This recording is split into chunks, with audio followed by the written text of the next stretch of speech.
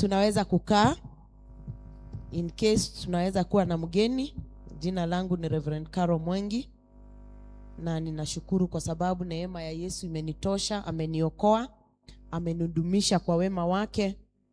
I don't take it for granted. Ninajua ni neema yake, ninajua ni mapenzi yake. Hakuna kitu ambacho naweza jivunia, lakini naweza sema ni kwa sababu amenipendelea. Kwa hivyo niko mzima ndani ya Yesu, nimeokoka, amenitenda mema. Nichukue hii nafasi nishukuru our provost and the pastoral team kwa kunipatia hii nafasi niweze kusimama kwa madhabahu leo, nikaweze kunena neno la Mungu kwetu sisi. Nashukuru sana, namrudishia Mungu sifa na utukufu. Pia niseme asante sana pia kwa sababu ya last Sunday nilikuwa na fundraising, na ninashukuru Mungu, wengi wetu walikuja, wengi wetu walisimama na mimi, na wengi wetu bado wanaendelea kusimama na mimi. Naona hata saa hii kunazo zinaingia, na ninashukuru Mungu. The only thing I can say ni kwamba Mungu awabariki sana, aendelee kuwainua. Hiyo mifuko ambayo mlifungua mkapeana isije ikakosa. Bwana Yesu asifiwe. The Bible says those who replenish others will be replenished. Mungu aendelee kuwafungulia milango. Najua nyakati hizi si rahisi. Hata mtu akikupatia shilingi moja, I know it comes from the depths of our hearts, kwa sababu mambo kuna vile yako. But ninashukuru Mungu, awabariki sana, aendelee kuwahifadhi na kuwatenda mema, na nina imani ya kwamba hiyo gari ya kazi itapatikana na Mungu atapeana kwa sababu yeye ni mwaminifu. Sasa tukaweza kuingia kwa neno. Siku ya leo tulikuwa tumepewa 5 readings, na wakati nilizisoma nilikuwa na debate, nipeane hii sermon ama ikae. Kwa sababu saa nyingine tunaambiwa you preach from the lectionary. Sasa nilikuwa najiambia hii sermon nifundishe ama ikae. Lakini nikasema kwa sababu kila jambo linalotoka, kila neno linalotoka, God has a reason for it. So this is what God has in store for us. Wale walikuja kama tumesoma masomo, tulisoma Zaburi 55 mstari wa kwanza hadi wa 22. Kulikuwa na Deuteronomy chapter 24 mstari wa 10 hadi 22, na kulikuwa na Acts of the Apostles chapter 28 mstari wa kwanza hadi wa 16. And I want to dwell on some. Nataka niongee zaidi kutoka kitabu cha Zaburi. Zaburi 55 mstari wa kwanza hadi wa 22. Na huyu ni Daudi alikuwa anaongea katika hii Zaburi. And many times tunajikuta katika maisha kuna mambo ambayo tunapitia, hasa tukiwa Wakristo ambao tumemwamini Yesu Kristo cha ukweli na tunaegemea kwake. There are times we meet with a lot of pain. There are times we meet with a lot of disappointments na betrayals na heavy burdens zinatukuta. Na haya mambo yanatufanya mioyo yetu idhoofike, tusikue na nguvu. Na saa nyingine unakuta hizi vidonda ambazo zinakuwa inflicted kwetu, saa nyingine hata si maadui wetu wanatufanya tuhisi hivyo. Ni wale watu ambao tumeamini, watu ambao ni watu wa karibu, na watu ambao ni marafiki wetu. Saa nyingine wanatutenda mpaka unakuta sikuwa natarajia hii, na many times inauma sana. Na ndio tunaona David, this man as young as he was at that time, alikuwa anaongea kuhusu, he was expressing the agony of being betrayed by a close friend. Yani alikuwa analilia Mungu, na alikuwa anasema jinsi alivyohisi, kwa maana yule mtu alimtenda si mtu wa nje. Anasema yule alimtenda ni yule mtu alikuwa anaomba na yeye, ni yule mtu alikuwa anakaa na yeye. But neno linatuonyesha yeye Daudi, wakati alikuwa ana express haya mambo yote, hakuremain pale, hakuremain kwa huo uchungu, lakini alimgeukia Mungu ili apate hope. Na this passage meant so much for me. Sometimes people fail us, but God remains faithful. Bwana Yesu asifiwe. David is writing here and writing to us that in every aspect of our lives, we need to cast our burdens unto the Lord because he cares for us. He is able to sustain us. Bwana Yesu asifiwe. Mungu ni mwaminifu kwa nyakati zote na kwa mambo yote. Daudi anasema there was a lot of violence in that town. There was a lot of wickedness in the city. But the deepest sorrow was what he was going through. kwa maana alikuwa ameumia kwa moyo, alikuwa ameumizwa, lakini anasema yeye yule ambaye angemuelewa zaidi ni Mungu. It is only God who understands our emotions. It is only God who understands our pains. Na Mungu hawezi kuignore pain yetu. Mungu hawezi kuignore machozi yetu. God does not reject a broken heart. The Bible says it is a broken and a contrite heart that I cannot reject as the Lord. So that is the same way with God. And today many Christians, I can tell you for a fact, tumeumia kwa mambo mingi. Tumeumia kwa misemo. Watu wengine wanasema mambo ambayo hayajengi, yanaumiza. Na saa nyingine unakuta mtu anacheka na wewe kwa mdomo, lakini kwa moyo ameumia na hataki kuongea na hataki kusema. It is like a tree. Sometimes you find when there is lightning, mtu unaweza kugongwa, unachomwa na ndani, lakini nje bado ni mtu unaangalia, unaona ni mtu smart, ni mtu unaonekana uko chonjo. But in the same way, God is reminding us this morning ya kwamba wakati tunapopitia changamoto kama hizi, tunapaswa tumuegemee Mungu. Tunapaswa tumtegemee Mungu. Tusikae kwa machungu. God understands our emotions. He does not ignore our tears. He does not ignore our pain. Kwa hivyo usijifiche. Kama kuna shida, enda kwa Mungu, lilia Mungu. Bring your broken heart to Jesus. In prayer, He hears and He understands. Don't allow bitterness to control you. Usipatie shetani ya kwamba uwezi kusamehe. Kama leo we were discussing with the Sunday school. And in the Sunday school we are talking about Joseph. And Joseph was betrayed by his own brothers. Mpaka to the point ya kwamba wakamuuza baada ya kumtenda. Na the Bible shows us that Joseph hakuretaliate. Naamini Joseph aliomba. Ni kwa sababu maisha yake ya baadaye yalikuwa maisha mazuri. Baadaye, baada ya miaka mingi, ndugu zake walienda Egypt kutafuta chakula kwa sababu sasa walikuwa na shida. And when they went there, walikuta nani? Joseph. Joseph aliwafanyia nini? Aliwatusi. Aliwaambia sitaki kuwaona. Hata salamu hakuna. Na nilikuwa nauliza watoto, tungelikuwa Joseph, tungefanya nini? Wengine wakaniambia, ticha, wacha nikwambie, mimi ningelipisha kisasi. Hao ni watoto. Wengine wananiambia, ticha, si mimi ndio governor, ningesema wapelekwe ndani korokoroni, wakae huko hata wao wasikie vile nilisikia. Kaambia, lakini neno alituambia David nani alifanya hivyo? Joseph alifanya hivyo.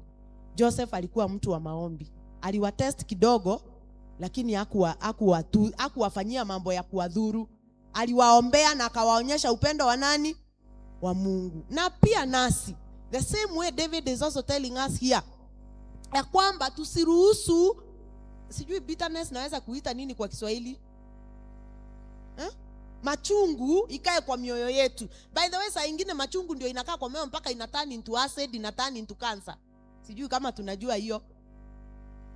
Inakuwa kidonda, na hiyo kidonda inaendelea kukula mpaka inakuwa kidonda ya kuweka mtu chini. Let us not eat the bitterness in our hearts, wa Kristo. Bwana Yesu asifiwe. Najua mambo ni mingi, na ya kuogofya na ya kuharibu sura na ya kuharibu roho. But God is reminding us, as David is crying, let us not allow bitterness to control our lives. Let us surrender to God. Surrender to God. Leave it to God. God knows, God understands, and God feels with you. Bwana Yesu asifiwe.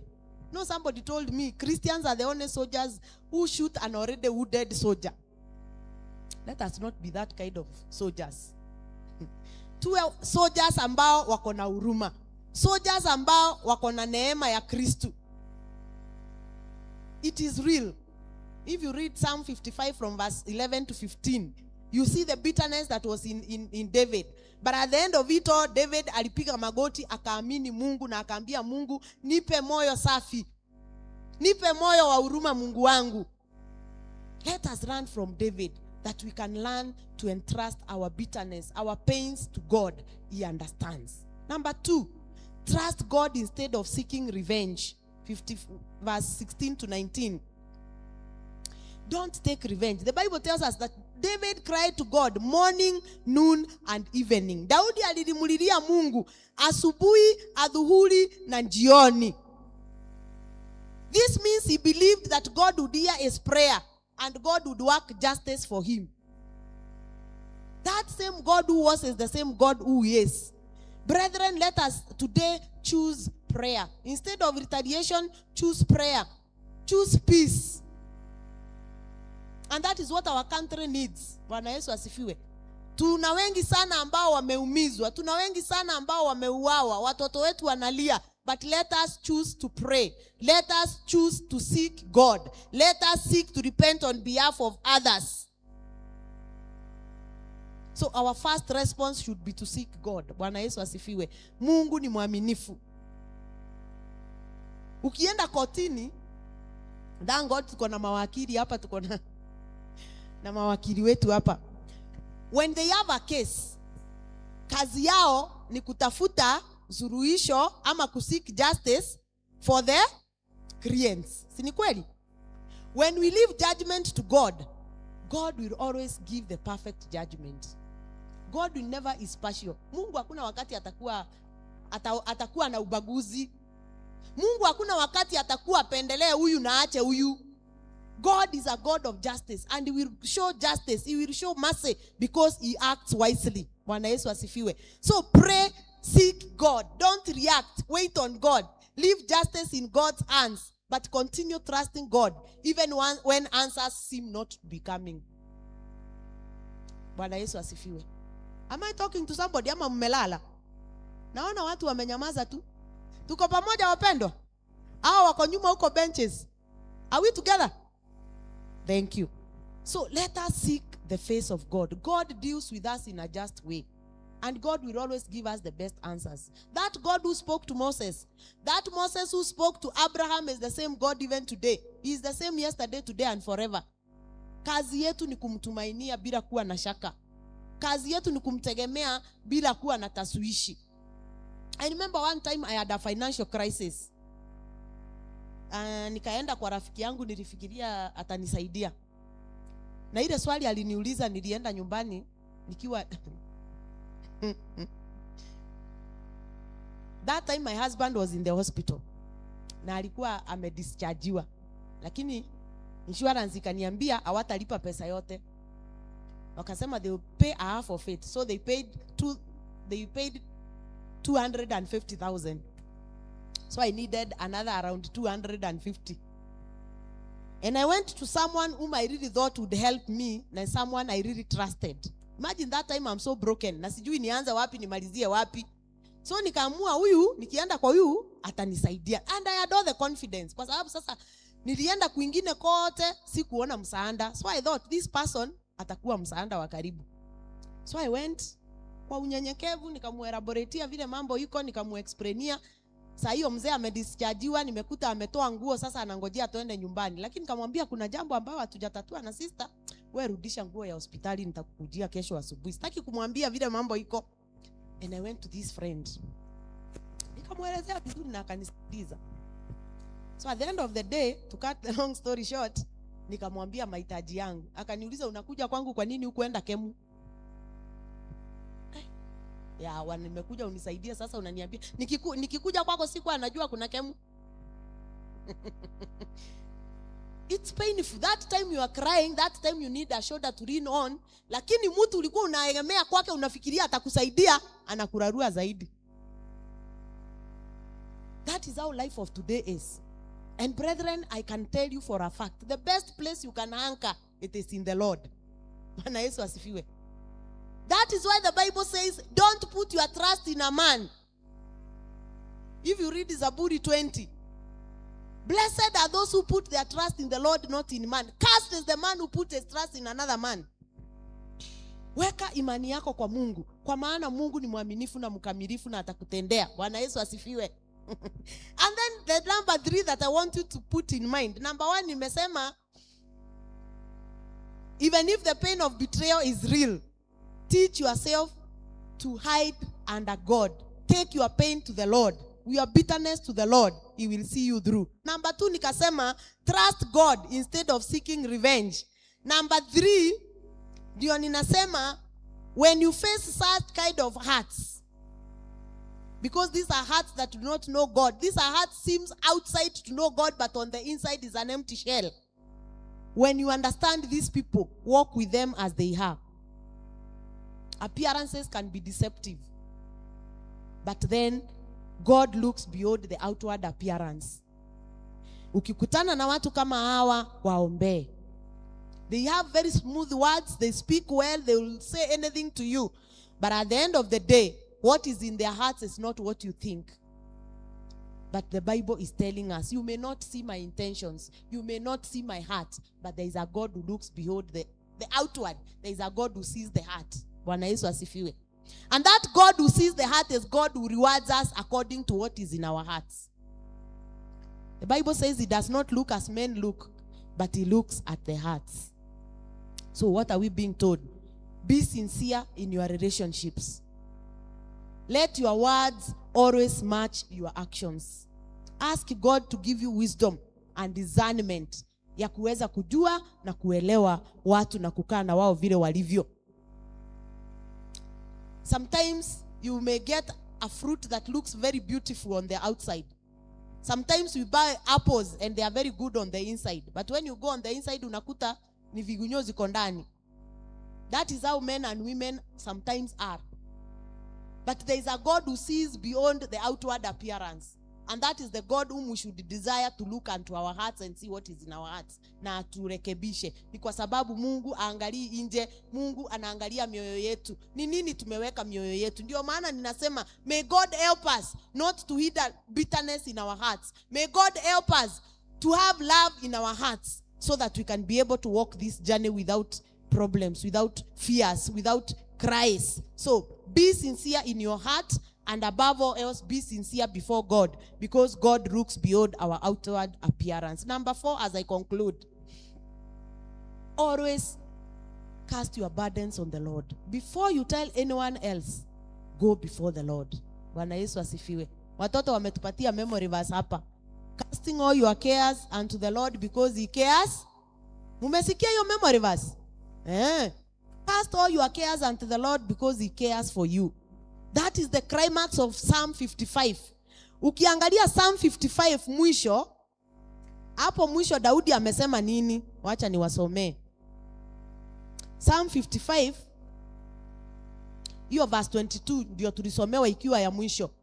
Amesema, cast your cares on the Lord and he will sustain you. He will never let the righteous be shaken. Bwana Yesu asifiwe. Cast your cares on the... Let's read together. Cast your cares on the Lord and he will sustain you. He will never let the righteous fall. Mungu ataachilia wateule wake. He will not let you fall. Muachie. Wacha kubeba mizigo, utaweza. That is the greatest promise that God gives us. And God does not promise in vain. And the last thing I want to say, when you hear Daudi akisema cast all your burdens, hiyo ni kumaanisha God did not promise us a life without burdens. God did not promise us a life without betrayals. God did not promise us a life without disappointments. Look at Jesus. When Jesus was being crucified, who betrayed him first?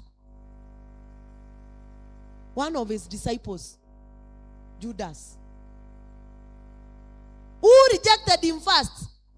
One of his disciples, Peter. Alienda akasema mimi simjui. Hata wewe tutakwambia hatukujui. Tukikwambia hatukujui utakufa. Are you going to die? Brethren, let us turn to God. These things are there and they are with us. But what counts is how we handle them. Lakini Mungu amesema hata achilia wateule wake waaibike. Hata achilia wateule wake watingizike. Bwana Yesu asifiwe. Kwa sababu ako pamoja na wewe, kwa hizo nyakati anatembea na wewe. Na kwa zingine hata anakubeba na ujui. So where is your faith today? Ama imani yako iko wapi siku ya leo? Hii maisha iko na shida mingi. There are so many problems, there are so many burdens. But God is promising us strength to carry us through. Strength for today and strength for tomorrow. Bwana Yesu asifiwe. God gives us the grace. God gives us the strength. He is a faithful God. He will not betray you. You can betray him, by the way. But yeye hawezi kukubetray. The Bible says he is faithful. And his promises are true and amen. And today he is promising, if you cast your burdens to me, I will sustain you. I will uphold you. I called my friend yesterday in the morning. One of my friends, alikuwa amenipromise kunisupport. Na nikampigia nikamuuliza, yawa my friend, wewe ni mmoja amekuwa akinipigia ndebe hizo siku zote, hata Harambee huku kuja. Kwani kulienda aje? Aliniambia, Reverend Caro, wewe ni watu unaona kwa barabara. Mimi si kukataa kukuja. For the last 3 months, serikali ijanilipa mshahara yangu. Kamuuliza, my friend, how are you surviving? Niambia, I'm surviving by the grace of God. I would have judged that person, si ndio? Niseme labda amenidharau ama akaona ni upu. Lakini kuna yale ambayo anapitia. Ananiambia, for the last 3 good months sijapata kitu. Akaniambia, hata ninashukuru kwa sababu niko kwa nyumba yangu. Ningekuwa kwa landlord sijui ingekuwa aje. Na nikajiuliza, what about mwenye anafanya naye kazi na ako kwa landlord? Ana survive namna gani? So what is God saying? It is a time when we need to pray for one another. Bwana Yesu asifiwe. Ukitamani mtu akusaidia na uone msaada, maybe unaweza muuliza. Na ikiwa uwezi muuliza, muombe. Bwana Yesu asifiwe. Don't rush to judge that person. Muweke kwa mikono ya Mungu. Kwa maana ujui yale anapitia. Muombe na uambie Mungu amkumbuke. Naye kwa sababu Mungu ni mwaminifu na anakutana na mahitaji ya mioyo yetu, atazindishia huyo rafiki yako wema na fadhili zake. God is willing. And God is able to carry all our burdens. We cannot bear them alone. Let us surrender to the Lord. Bwana Yesu asifiwe. God is faithful. In his faithfulness, he will give us the strength to carry on. In his faithfulness, he will strengthen our hearts. The Lord is our refuge. The Lord is our refuge. When we meet all these challenges, let us know that we have a faithful friend. When others fail us, let us know there is a God who will not fail us. Let us know that there is a God who hears prayer. There is a God who sees every tear. There is a God who gives a great promise. So whatever it is, bring it unto the feet of the Lord. And the Lord who is able will work it out for you. And the Lord who is able will make a difference in your life. And the Lord is able will give you peace that surpasses all human understanding. Tumesema kumtegemea Mwokozi. Kwangu tamu kabisa. Kukubali neno lake.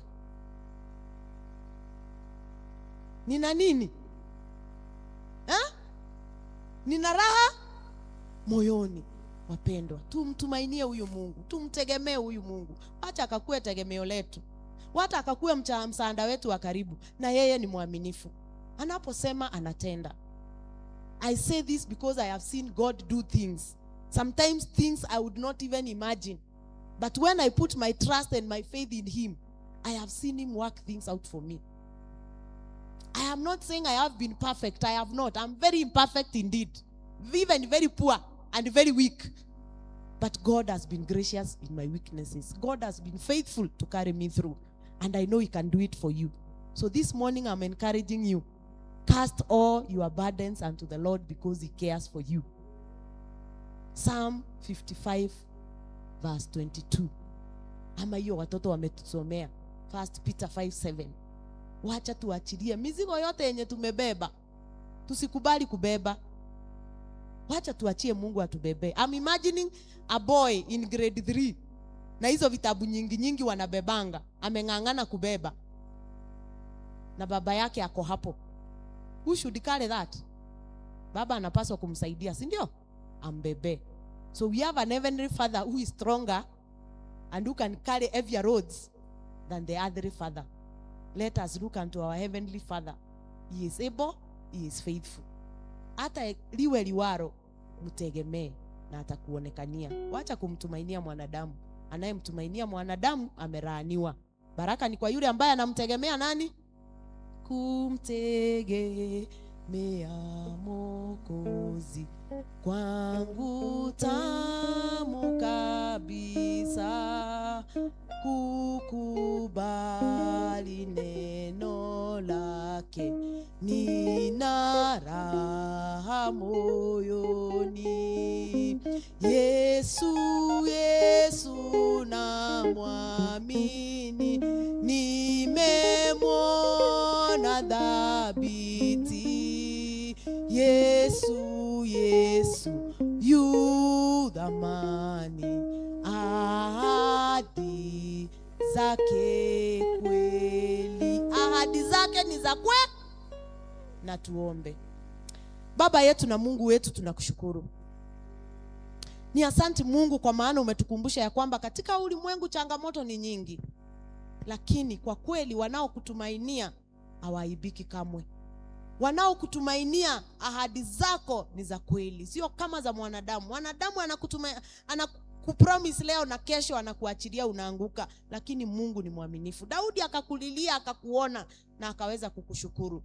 Joseph akakutumainia Bwana, ukamuinua kutoka mavumbini, kupitia njera, kupitia mateso mengi, lakini mwisho wa yote Bwana ukamuinua kwa nchi ambayo ilikuwa yake, akakuwa kiongozi na akaweza kuwa baraka kwa wengine. Baba, ninaomba ukaweze kutusaidia, tukaweze kukutegemea, na unapotubariki Bwana tukaweze kuwa baraka kwa wenzetu, tukaweze kuwa msaada wa karibu kwa wengine, na tukaweze kuinuliwa pamoja na kuongozwa pamoja, Mungu wetu. Asante Baba, kwa sababu wapendwa hao wako mbele zako, wako na nia zao na kusudi zao. Kila mmoja wao Baba unajua mioyo yao. Umesema kwamba wewe ndio unachunguza mioyo yetu.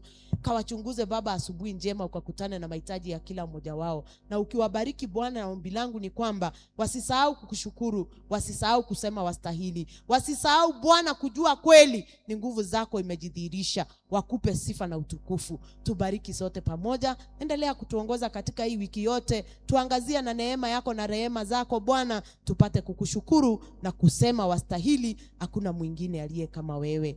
Baba yetu na Mungu wetu, pokea sifa zetu na utukufu. Na yote tumeomba tukijua umetusikia, utatutendea kwa wakati ufaao, katika jina la Mungu Baba, Mungu Mwana na Mungu Roho Mtakatifu. Na kila mmoja aseme